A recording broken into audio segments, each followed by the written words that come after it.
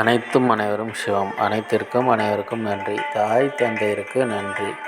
அண்ணனுக்கு நன்றி. மூதாதையர் அனைவருக்கும் நன்றி. பச்சையம்மனுக்கு நன்றி. சப்த முனிகளுக்கு நன்றி. சப்த கன்னியர்களுக்கு நன்றி.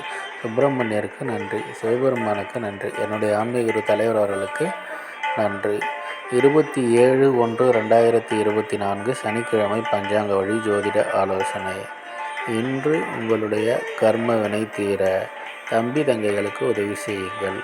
தீர்க்காயுடன் இருக்க அண்ணனக்காவிடம் ஆசி பெறுங்கள்.